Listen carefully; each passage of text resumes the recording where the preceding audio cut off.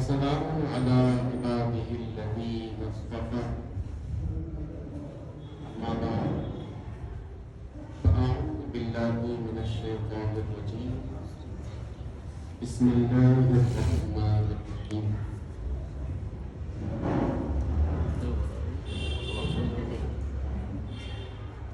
الله ولي الذين آمنوا صدق الله مولانا العظيم وصدق رسوله النبي الأمين الكريم الرؤوف الرحيم ونحن على ذلك لمن الشاهدين والشاكرين والحمد لله رب العالمين. ادبگاہی زیر آسمان ازرش نازک تر مفصل گردمی آیت جنید و بایزید انکا بمصطفیٰ برسات ہوئے اشراق دین امروز اگر باؤ نہ رسیدی تمام بول حبیز ہزار بار بشوئیں دہن سے مشکو گلاب ہنوز نام کو مفتن کمال بے ادبی غالب سنائے خواجہ بیزداں گلشتے کہاں ذات پاک مرتبہ دانی محمد خاموش رکھتا ہے تو تم ہی سب کچھ ہے جو کچھ کہا تو تیرا حسن ہو گیا تو پاکہی رسالت بنائی وعلا رسالت بنائی ایک مرتبہ حقیقت و محبت کے ساتھ یہ درود پیش کر لیں اللہم صلی علی سیدنا مولانا محمد طب القلوب ودوائها وعافیت الابدان وشفائها ونور الابصار وضیائها وعلى آلك واصحابك وازواجك وذرياتك واولیاء امتك وعلماء ملتك یا خیر خلق.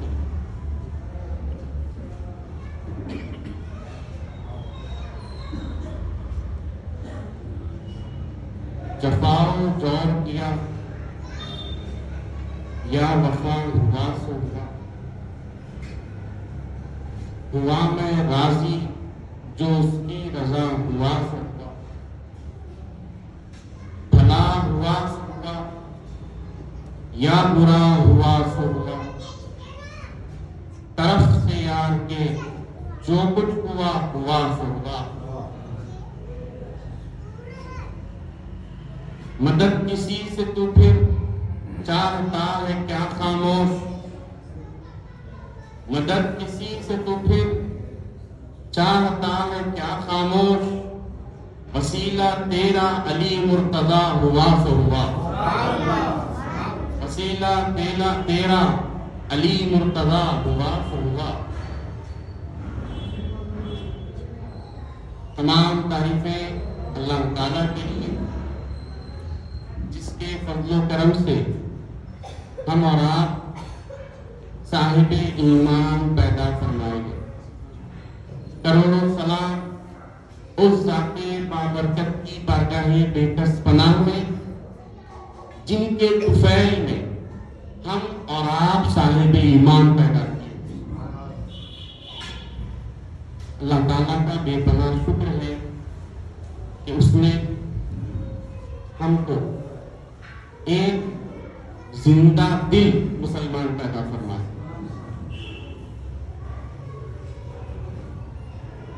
جیسا کہ آپ سب جانتے ہیں کہ یہ جشن غریب نواز یا غریب نواز کانفرنس پچھلے 8 سالوں سے الحمدللہ وبطفیل مصطفیٰ اہل بیت مصطفیٰ صلی اللہ علیہ وسلم منعقد کیا جا رہا ہے فیضان چشتیہ کی جانب سے. میں مبارکباد پیش کرتا ہوں حضرت علامہ مولانا شاہ محمد مہتاب چشتی صاحب قبلہ کی بات ہے کہ ان کی کاوشیں، ان کی کوششیں زمانے سے چھپی ہوئی نہیں. اور دعا کروں رب العزت کی بارگاہ میں کہ باری تعالیٰ حضرت کی ان تمام خدمات کو اپنی بارگاہ میں قبول و منظور فرما. غریب نواز کے صدقے میں، غریب نواز کے فیضان کو فیضان چشتیہ کے ذریعے حیدرآباد کی سرزمین پر ہی نہیں بلکہ ملک ہندوستان کے کونے کونے میں جاری و ساری فرما. بڑے ہی خوش نصیب ہیں آپ حضرات. آپ کو جان کر حیرانی ہوگی کہ آپ اس وقت دو چیزوں میں ملوث ہیں. آپ ابھی اس وقت بیٹھے ہیں اور دو چیزیں کر رہے ہیں جس کی شاید آپ کو خبر نہیں. حضور پاک صلی اللہ علیہ وآلہ وسلم نے ارشاد فرمایا انبیاء کا ذکر عبادت ہے، اولیاء کا ذکر گناہوں کا کفارہ ہے. آپ عبادت بھی کر رہے ہیں اور گناہوں کا کفارہ بھی آپ کا ہو رہا ہے، کیونکہ یہاں انبیاء تو انبیاء، سید الانبیاء، امام الانبیاء حضور پاک صلی اللہ علیہ وآلہ وسلم کا ذکر ہو رہا ہے. اور آپ کی امت کے ایک نایاب ولی جن کو دنیا غریب نواز کے نام سے جانتی ہے ان کا ذکر ہے.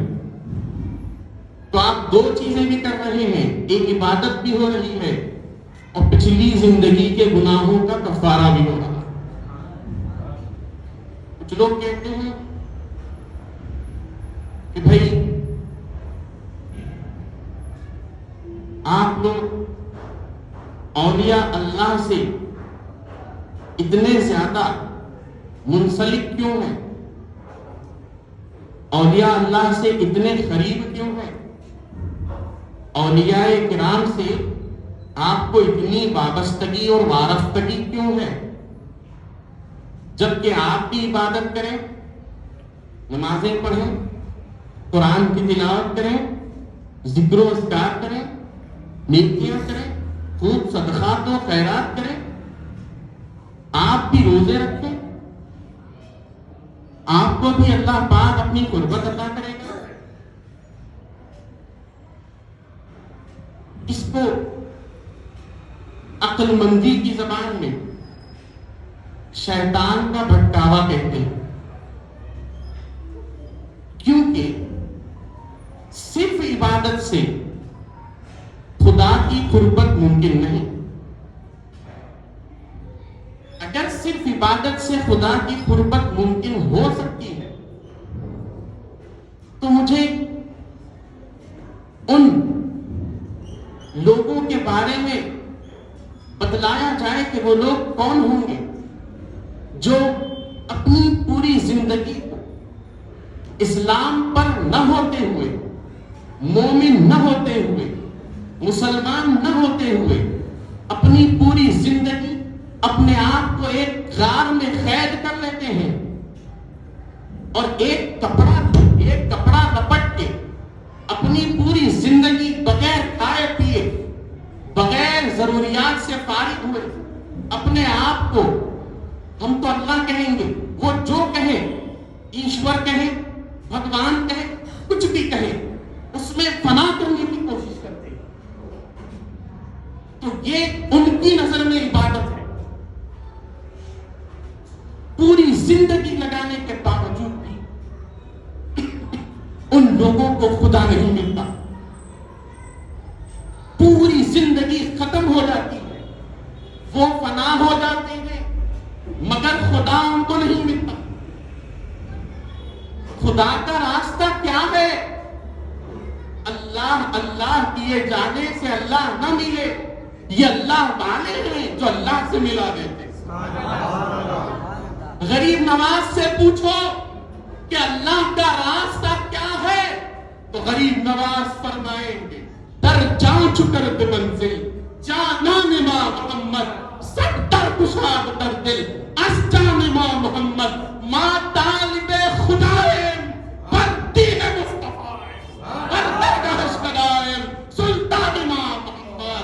غریب نواز فرمائیں گے اگر خدا تک پہنچنے کا راستہ چاہتے ہو، اگر تم خدا کے طالب ہو تو سنو سنو، ایک بارگاہ ایسی ہے، ایک بادشاہ کی بارگاہ ایسی ہے، وہ بارگاہ میں اپنے سر نیاز کو جھکا دو، وہاں جھک جاؤ گے خدا مل جائے گا. وہ کون سی بارگاہ ہے؟ فرماتے ہیں وہ بارگاہ محمد الرسول اللہ کی بارگاہ. وہ بارگاہ وہ بارگاہ محمد الرسول اللہ کی بارگاہ. تو ایک ولی ہمارا ہاتھ تھام کر، اب لوگ پوچھتے ہیں اولیاء سے اتنی محبت کیوں، اولیاء سے اتنی آپ کو وابستگی، تعلق، رشتہ، الفت کیوں؟ تو میں آپ سے عرض کروں کہ اللہ والے، ایک اللہ کے ولی کا کام ہی یہی ہوتا ہے کہ وہ آپ کا ہاتھ پکڑتا ہے اور عالم روحانیت میں آپ کو شہنشاہ نجف کی بارگاہ میں لے کے چلے جاتا، حضور مولا کائنات تک پہنچاتا ہے. اور جو مولا کائنات تک آپ کی رسائی نہ کرے وہ پیر نہیں ہے. وہ پیر ہرگز نہیں ہے جو کسی مرید کی رسائی مولا کائنات کی بارگاہ تک نہ کرے. اور پھر مولا کائنات کی بارگاہ سے اس کی رسائی دیار مصطفیٰ میں ہوتی ہے. پیر کا کام یہی ہے کہ وہ علی اور نبی کی بارگاہ میں اپنے مرید کو پہنچا دے، اور پھر وہاں سے خدا کی رحمت کے دروازے کھلتے ہیں، وہاں سے معارف و انوار کے دروازے کھلتے ہیں، وہاں سے قدرت الہیہ سے معرفت کے باب کھلتے ہیں. لوگ کہتے ہیں عبادت کرو خدا کی قربت نصیب ہوگی. میں آپ سے عرض کروں کہ عبادت ایک فریضہ ہے. عبادت مولانا روم کہتے ہیں زندگی آمد برائے بندگی، زندگی بے بندگی شرمندگی، زندگی دی اس لیے گئی ہے کہ تم اللہ کی عبادت کرو. اگر زندگی میں تمہارے اللہ کی عبادت نہیں ہے تو پھر وہ زندگی شرمندگی ہے. مولانا روم کے شعر کا آپ کو میں نے مفہوم سنایا، مگر میں آپ سے عرض کروں کہ صرف عبادت کر لینے سے اللہ تعالیٰ کی بارگاہ تک رسائی ممکن نہیں ہے. عبادات فریضہ ہے، انسان کے لیے واجب ہے کہ وہ اپنے پروردگار کی عبادت کرے. عبادت میں کوئی کمی واقع نہیں ہونی چاہیے، یہ ہمارا بندگی کا حق ہے. جو لوگ یہ کہتے ہیں کہ ہم اولیاء اللہ کی طرح، وہ بھی ایک انسان، ہم بھی انسان، وہ بھی کھاتے ہیں ہم بھی کھاتے ہیں، وہ بھی پیتے ہیں ہم بھی پیتے ہیں، وہ بھی سوتے ہیں ہم بھی سوتے ہیں. میں آپ کو ایک بات عرض کر دوں کہ جو ولی ہے وہ عام مومن کی طرح نہیں ہے. جو ولی ہے وہ عام مومن کی طرح نہیں ہے، کیونکہ اللہ تعالیٰ نے ہر مقام میں انسانوں میں درجے رکھے. کوئی کافر مسلمان کے برابر نہیں ہو سکتا، کوئی مسلمان مومن کامل کے برابر نہیں ہو سکتا، اور مومن کامل کسی نبی کے برابر نہیں ہو سکتا. اور 1,25,000 کم و بیش انبیاء کرام کا سلسلہ رہا، ان میں 313 رسول رہے. 1,25,000 انبیاء کا تقابل 313 سے نہیں کیا جا سکتا. اور 313 رسولوں میں اولو العزم رسول رکھے گئے. ان 313 رسولوں کا تقابل ان 5 اولو العزم رسولوں سے نہیں کیا جا سکتا. اور پھر ان 5 5 اولو العزم رسولوں میں اللہ تعالیٰ نے ایک کو خاتم بنایا. 5 اولو العزم رسولوں میں ایک کو خاتم النبیین، امام الانبیاء اللہ تعالیٰ نے بنایا. تو ان کا تقابل 5 سے نہیں کیا جا سکتا، اور 5 کا تقابل 313 سے نہیں کیا جا سکتا، اور ان 313 رسولوں کا تقابل 1,25,000 کم و بیش انبیاء سے نہیں کیا جا سکتا. 1,25,000 کم و بیش انبیاء کا تقابل کل اولیاء سے نہیں کیا جا سکتا، اور ایک ولی کا تقابل پورے مسلمانوں سے نہیں کیا جا سکتا، اور ایک مسلمان کا تقابل پورے کافروں سے نہیں کیا جا سکتا. اللہ تعالیٰ نے درجے رکھے، مقامات رکھے، پوزیشنز رکھے. اب جو جتنا حاصل کرے گا وہ اتنا مقام و مرتبے پہ فائز ہوگا. کچھ اولیاء گزرے جو منصبے ارشاد پر بھی فائز رہے، لیکن بہت سے اولیاء کا مشرب خانقاہی نظام رہا. میں آپ سے عرض کروں، ایک ہی جملے میں اگر آپ سنبھال پائیں میرے الفاظ تو آپ کے لیے قیمتی موتی ہوں گے. آج ملت اسلامیہ ہر موڑ پر جو تفرقے کا شکار ہے، آج ملت اسلامیہ ہر موڑ پر جو پریشانیوں کا شکار ہے، اس کی ایک ہی دوا ہے، اس کا ایک ہی سلیوشن ہے. ہم اپنے آپ کو خانقاہی نظام سے جوڑ لیں. ایک دور تھا، جیسا کہ مجھ سے قبل مولانا صاحب فرما رہے تھے، کہ اولیاء کرام سے لوگ اتنے وابستہ تھے کہ اپنے بچوں کے نام تک اولیاء اللہ کی بارگاہ میں جا کر ولی کامل سے پوچھ کر اپنے بچوں کے نام رکھتے تھے. لیکن اب دور نے ترقی کر لی ہے. ہر کسی کو لوگ سمجھ رہے ہیں کہ میں ہی عالم، لوگ سمجھ رہے ہیں کہ میں ہی سب کچھ ہوں، لوگ سمجھ رہے ہیں کہ میں ہی دین کا بہت بڑا داعی ہوں. ہر دور میں بزرگان دین سے وابستگی رہی، لیکن اب سوشل میڈیا کا دور ہے. اب حضرت گوگل سے سوال کیا جا رہا ہے، فیس بک پر، ٹویٹر پر، یوٹیوب پر نئے نئے چہرے ابھر کے آ رہے ہیں جن کو الف کا بھالا نہیں معلوم.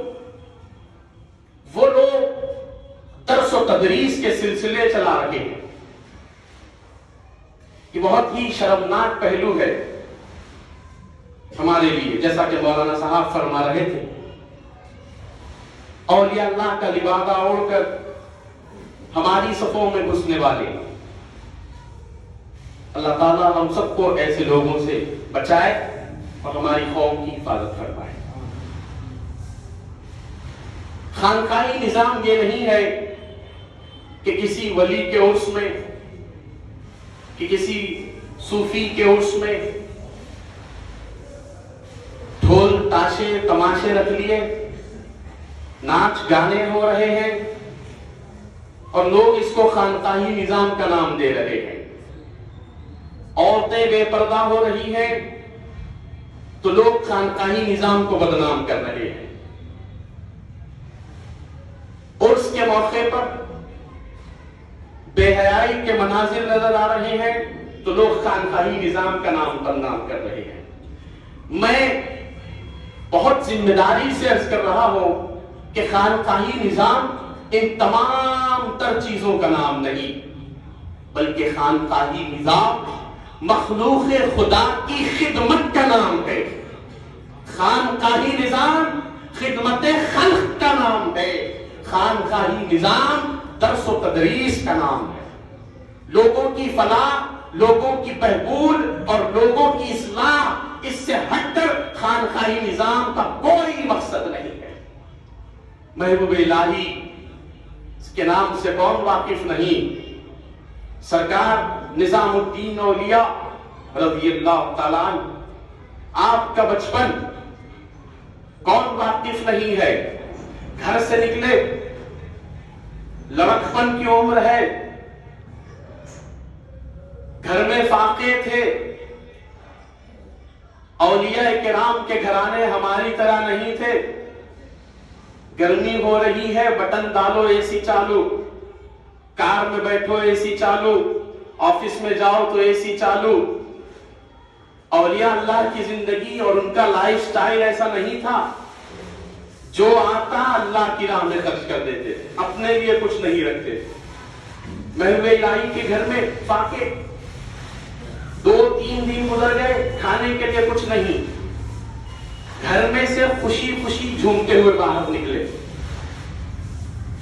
چھوٹے تھے، لڑکپن تھا، لوگ شفقت فرماتے تھے، کرتے تھے حضرت نظام الدین اولیاء سے۔ چہرے پہ ایک نور اور چاشنی تھی، جو دیکھتا فدا ہو جاتا تھا، شفقت کیے بغیر نہیں رہتا تھا۔ تو محبوب الہی کے قریب جھومتے ہوئے نکلے گھر سے، خوشی خوشی، اور جو ان سے ملتا ملاقات کرتا فرماتے کہ آج ہمارے گھر میں رسول اللہ مہمان ہوئے، آج ہمارے گھر میں رسول اللہ مہمان ہوئے، آج ہمارے گھر میں کائنات کے مالک و مختار مہمان ہیں۔ لوگ کہنے لگے بچہ ہے، نادانی میں کہہ رہا ہے، نظر انداز کرتے رہے۔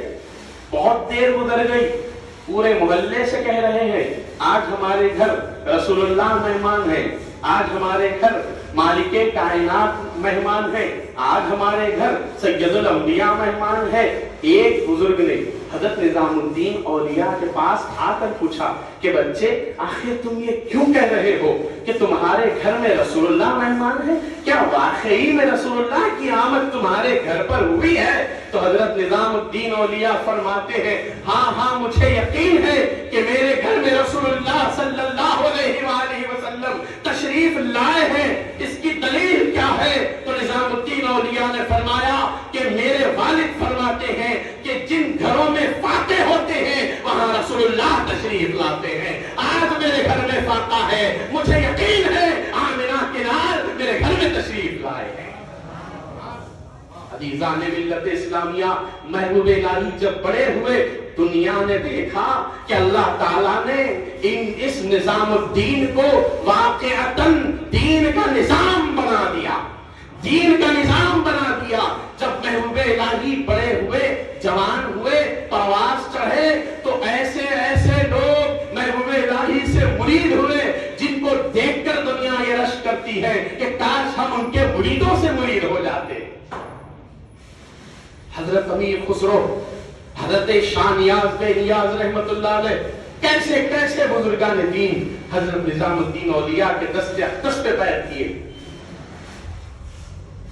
عزیزان ملت اسلامیہ، پھر اس کے بعد دنیا گواہ ہے، تاریخ ہند گواہ ہے کہ محبوب الہی سرکار نظام الدین اولیاء عالم پناہی بیک وقت مخلوق خدا کی خدمت میں اتنے مصروف رہتے تھے کہ تاریخ گواہ ہے کہ بیک وقت آپ کی خانقاہ میں 3000 لوگ کھانا کھا کے نکل جاتے تھے۔ یہ محبوب الہی کی بارگاہ تھی، آپ کی خانقاہ تھی، اور لوگوں کے لیے محبت اور پیار تھا۔ بغیر کسی تفرقے، بغیر کسی ڈفرینسیشنز کے محبوب الہی لوگوں سے بڑی شفقت فرمائے۔ اور اللہ کے ولی کی پہچان یہی ہے کہ وہ مخلوق خدا سے بھی پیار کرتا ہے، خالق سے بھی پیار کرتا ہے۔ بہرحال ایک اللہ کا ولی ایک مومن کے برابر نہیں، ایک عام مومن کے برابر نہیں۔ مومن جب پیدا ہوتا ہے، مومن جب پیدا ہوتا ہے تو اس کے ساتھ ایک شیطان کو بھی پیدا کر دیا جاتا ہے، اور اللہ کا ولی جب پیدا ہوتا ہے ان کے بھی ساتھ ایک شیطان کو پیدا کیا جاتا ہے۔ مگر مومن اور ولی میں فرق یہ ہے، مسلمان میں اور ولی میں فرق یہ ہے کہ جب مومن بڑا ہوتا ہے تو کئی مراحل ایسے آ جاتے ہیں کہ مومن حد کفر تک پہنچ جاتا ہے، خدا نخواستہ۔ ایک مومن کچھ کلمات ایسے اپنی زبان سے ادا کر لیتا ہے، یا کچھ نظریات ایسے رکھ لیتا ہے، کچھ عقائد ایسے رکھ لیتا ہے کہ وہ منصب ایمان سے گر جاتا ہے۔ علماء کہتے ہیں وہ حد کفر تک بھی پہنچ جاتا ہے۔ کیوں؟ مومن کی غلطی نہیں، یہ شیطان اس کو کرواتا ہے۔ لیکن جب اللہ کا ولی کہہ دیتے ہیں تو بات ختم ہو جاتی ہے، کیونکہ ولی شیطان کی نہیں سنتا، شیطان پر غلبہ حاصل کر لیتا ہے، اپنے نفس کو کچل دیتا ہے، اور اللہ کی رضا کے لیے، جیسے کہ حضرت شاہ قمر صاحب قبلہ نے ارشاد فرمایا کہ جفا و جور کیا یا وفا ہوا سو ہوا میں راضی جو اس کی رضا ہوا سو ہوا۔ اللہ کے ولی کا یہ منصب بن جاتا ہے، اللہ کے ولی کا یہ مشرب بن جاتا ہے، یہ مسلک بن جاتا ہے کہ جو کچھ ہو رہا ہے میرے یار کی طرف سے ہو رہا ہے، جو کچھ ہو رہا ہے پروردگار کی طرف سے ہو رہا ہے، میں تو کٹ پتلی ہوں، وہ جیسے نچاتا ہے میں ناچتا ہوں۔ حضرت شاہ محمد صاحب قبلہ ایک شعر میں اس کی نشاندہی کرتے ہوئے کہتے ہیں، کانٹ کی پتلی کو جس طرح سے بازیگر نے ناچا میں جیسا نچایا تجھے میں جانتا ہوں۔ عزیزان ملت اسلامیہ، ایک ولی میں ایک عام مسلمان میں فرق یہ ہوتا ہے کہ جب مسلمان موت کے قریب آتا ہے تو اس کو دو فکریں ہوتی ہیں۔ ایک اپنے ورثاء کی فکر ہوتی ہے کہ میری پراپرٹی کن کن لوگوں میں تقسیم ہوگی، میرا مال کن لوگوں میں جائے گا، میرے بچے میرے بعد لڑ لیں گے، پراپرٹی کے لیے جھگڑے ہوں گے، میری کار کے لیے جھگڑے ہوں گے، بینک بیلنس کے لیے جھگڑے ہوں گے، تو یہ سب اس کے دماغ میں چلتا ہے۔ جب ایک مسلمان وقت آخر اس کا آتا ہے تو وہ بے چین و بے قرار رہتا ہے، اس کے دل و دماغ پر دنیا غالب رہتی ہے۔ مگر جب ایک اللہ کا ولی دنیا سے جانے کے موڑ پہ آ جاتا ہے تو اللہ کا ولی پریشان نہیں ہوتا، جیسے کہ قرآن نے ارشاد فرمایا، الا ان اولیاء اللہ لا خوف علیہم ولا هم یحزنون۔ اللہ تعالیٰ ارشاد فرما رہا ہے کہ جو اللہ کے ولی بن جاتے ہیں، جن کو اللہ اپنی ولایت کے لیے چن لیتا ہے، ان کو کوئی غم نہیں ہوتا، وہ کبھی غمگین نہیں ہوتے، کسی چیز سے خوف زدہ نہیں ہوتے۔ جب ان کا وقت وصال آ جاتا ہے، جب وقت آخر آ جاتا ہے تو وہ اللہ کا ولی گویا جھوم جھوم کے کہہ رہا ہے، نمی دانم کے آخر چوں دمے دیدار میں رقصم مگر نازم وہی ذوقے کہ پیشے یار کی رقصم۔ جب ایک مسلمان مرتا ہے تو اس کی فکر میں دنیا ہوتی ہے، مگر جب اللہ کا ولی انتقال کے موڑ پہ آ جاتا ہے، وصال کی منزل پہ آ جاتا ہے تو وہ خوش ہوتا ہے۔ جب لوگ پوچھیں گے خوش کیوں رہا ہے، کیوں ہو رہا ہے، تو وہ فرمائے گا، نمی دانم کے آخر جو دمے دیدار میں رقصم مگر نازم وہی ذوقے کے پیشے یار میں رقصم۔ مجھے نہیں معلوم کہ خوشی کس بات کی ہے، مگر اتنا ضرور ناز کرتا ہوں کہ کہیں اور نہیں جا رہا ہوں، اپنے یار کی بارگاہ میں جا رہا ہوں، اپنے یار کی بارگاہ میں جا رہا ہوں۔ جب ایک عام مسلمان مرتا ہے، اس کو دفنایا جاتا ہے، فرشتے آتے ہیں، سوال و جوابات کیے جاتے ہیں۔ من ربوں کا نیک ہوگا تو کہہ دے گا ربی اللہ، نیک ہوگا تو کہہ دے گا دین الاسلام، نیک ہوگا تو کہہ دے گا کہ یہ میرے رسول ہیں۔ تینوں سوالات کا مرحلہ اس کے ساتھ ہوگا تو وہ جوابات دے دے گا۔ بد ہوگا تو اللہ و رسولہ عالم، اس کا معاملہ کیا ہوگا وہ جانے، اللہ جانے، رسول جانے، ہم اپنی زبان سے بیان نہیں کریں گے۔ مگر میں آپ سے عرض کروں، جب اللہ کا ولی قبر میں ان کو منتقل کیا جاتا ہے، جب سوالات و جوابات کے لیے فرشتے آتے ہیں اور سوال ہوتا ہے من ربوں کا، وہ جواب دے دیتا ہے، ماں دینوں کا وہ جواب دے دیتا ہے، اور جب رخے جانا اس کو دکھایا جاتا ہے، چہرہ مصطفیٰ اس کے سامنے پیش کیا جاتا ہے، وہ اٹھ کے کھڑا ہو جاتا ہے اور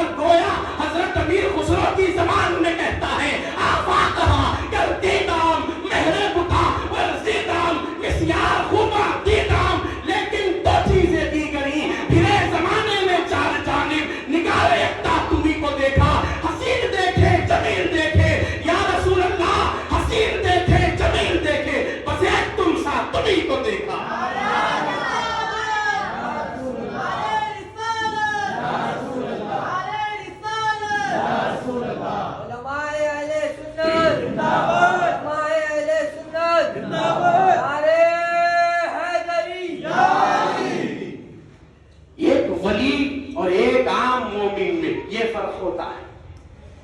میں آپ سے عرض کروں کہ محبت الہیہ ایک مسلمان پر محبت الہیہ جتنی طاری ہوتی ہے اللہ کے ولی پر اس سے کروڑ درجے محبت الہیہ طاری رہتی ہے. اور پھر وہ عبادات اور ریاضات محبت الہیہ کی منزل میں اتنا آگے بڑھ جاتا ہے اتنا آگے بڑھ جاتا ہے کہ پروردگار عالم پھر اس پر ایسے رموز کو عیاں فرما دیتا ہے اور اس کی زبان سے پروردگار عالم کلام کرتا ہے. اور جب وہ بولتا ہے تو پروردگار عالم اس کی ذمہ داری لے لیتا ہے. جب وہ بولتا ہے تو پروردگار عالم اس کی گواہی لیتا ہے. جب وہ بولتا ہے الفاظ اس کے زبان اس کی ہوتی ہے الفاظ پروردگار کے ہوتے ہیں. جب وہ پکڑتا ہے تو ہاتھ اس کے ہوتے ہیں پکڑنا قدرت کا ہوتا ہے. جب وہ دیکھتا ہے نگاہیں اس کی ہوتی ہے دیکھنا اللہ کا ہوتا ہے. یہ میں نہیں کہہ رہا ہوں حدیث قدسی کا مفہوم ہے. عزیزان ملت اسلامیہ جب ایک اللہ کا ولی جس پر رموز جس پر انوار و تجلیات کی بارش پروردگار جب فرماتا ہے تو اس سے ایسے رموز سے پردہ ہٹا دیا جاتا ہے کہ وہ اپنی زبان سے ایسی باتیں فرما دیتا ہے جو کسی مدرسے میں کسی کتاب میں کسی مفتی کے پاس نہیں ملتی. وہ کائنات دیکھ کر دنگ ہو جاتی ہے کہ ان کی زبان سے ایسے جملے کیسے ادا ہو رہے ہیں. یہ اللہ والوں کی شان ہے. یہ اللہ والوں کی شان ہے. اللہ جن کو منصب ولایت دیتا ہے. اب میں آپ سے ایک بات عرض کر کے اپنی بات ختم کر دوں کہ یہ جو ڈیفینیشن ولی کا آپ کے سامنے میں عرض کر رہا تھا یہ ایک ولی کا تھا. ولایت کے درجے بھی ہے. کسی کو خواجگیت عطا ہوتی ہے کسی کو منصب غوثیت پہ فائز کیا جاتا ہے کسی کو مجذوب بنا دیا جاتا ہے تو کسی کو خلندر بنا دیا جاتا ہے. یہ درجہ ولایت ہے. یہ ولی کا مقام ہے. تو سوچنے کا پہلو ہے کہ جو منصب خواجگیت پہ فائز ہے اس کے مقام و مرتبے کا عالم کیا ہوگا. اور جو خواجگیت کے منصب پر بھی فائز ہو اور تمام خواجگان کا امام بھی ہو جن کو دنیا غریب نواز کے نام سے جانتی ہو پھر ان کے مقام و مرتبے کا عالم کیا ہوگا. اللہ تعالیٰ نے اسی چیز کو لوگوں کو بتانے کے لیے کہ میرے غریب میرے معین الدین کا جو مقام و مرتبہ ہے لوگوں میں عیاں کرنے کے لیے پروردگار عالم نے کیا کیا. ایک ایسا کرشمہ ایک ایسی کرامت ایک ایسی انہونی کو وہاں پر جب غریب نواز کا وقت وصال آیا تو اللہ پاک نے ایک ایسا کارنامہ انجام فرما دیا جو کائنات قیامت تک نہیں بھول سکتی. جب غریب نواز کا وصال ہو گیا اور آپ کو جب لٹایا گیا آپ کے جسد مبارک سے خوشبو پھیل رہی تھی. لوگوں نے دیکھا کہ آپ کے چہرے پہ مسکان ہے. جب لوگوں کی نظر حضرت خواجہ معین الدین چشتی کی پیشانی پر پڑی تو بے ساختہ سا لکھا ہوا تھا کہ ھذا حبیب اللہ. یہ اللہ کا حبیب ہے. یہ اللہ کا حبیب ہے. یہ اللہ کا حبیب ہے. میں آپ سے عرض کروں ایک اللہ کا خلیل ہے ایک اللہ کا حبیب ہے. خلیل وہ ہے جس کو حضرت ابراہیم علیہ السلام کو خلیل اللہ کہا جاتا ہے. حضرت ابراہیم کو خلیل اللہ کہا جاتا ہے. ایک کامن سا ڈیفینیشن اگر خلیل کا میں آپ کے سامنے عرض کروں تو اللہ سے بے پناہ پیار کرنے والا اللہ سے بے پناہ محبت کرنے والا اس کو خلیل کہتے ہیں. اور حبیب اس کو کہتے ہیں جس سے اللہ خود پیار کرتا ہے جس کو اللہ خود پسند فرماتا ہے اس کو حبیب کہتے ہیں. میں آپ سے عرض کروں کہ رسول اللہ کے بعد اگر کائنات میں اللہ نے کسی کو حبیب کہا تو میرے اور آپ کے خواجہ کو حبیب کہا. اسی کے ساتھ میں اپنی باتوں کو سمیٹتا ہوں. وآخر دعوانا الحمدللہ رب العالمین. السلام علیکم.